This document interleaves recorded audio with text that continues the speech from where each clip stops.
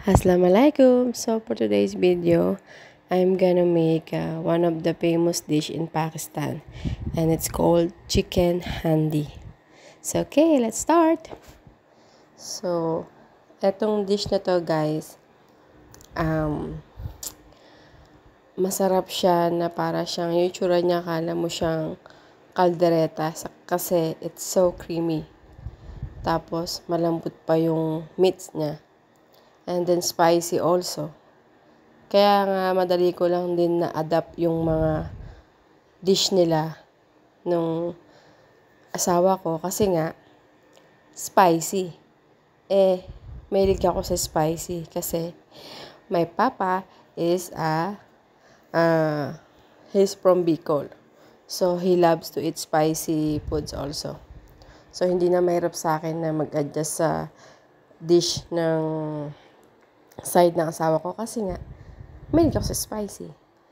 So, eto, pinanood ko lang siya once sa YT and then I tried it.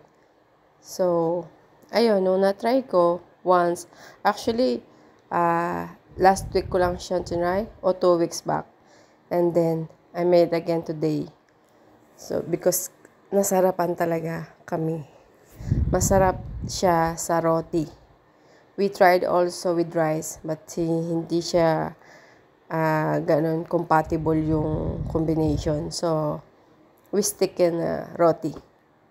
So, kung tatry nyo to, better try it with roti. Talagang may enjoy nyo siya. Grabe. Tapos with yogurt. Ayan. So, meron din sila ginagawa nito na chicken boneless handi. Yun naman yung chicken breast lang siya. Pero, para sa akin, mas madali na yung gamitin mo with bones kasi mas madali siyang palambutin kasi sa chicken breast, matagal siya pakuluin, matagal siya lutuin, matagal siya lumambot.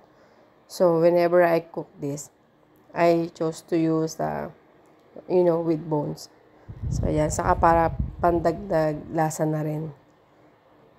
So, ayan. Siguro, lang to. It will take 40 minutes para lutuin. Ayan. Ganyan lang siya kadali. Tapusin nyo lang yung video kung gusto nyo magluto ng ganito at kung gusto nyo malaman kung paano siya lutuin. Ayan. I think it's almost done. Ayan. Talagang huli yung coriander leaves and then green chili.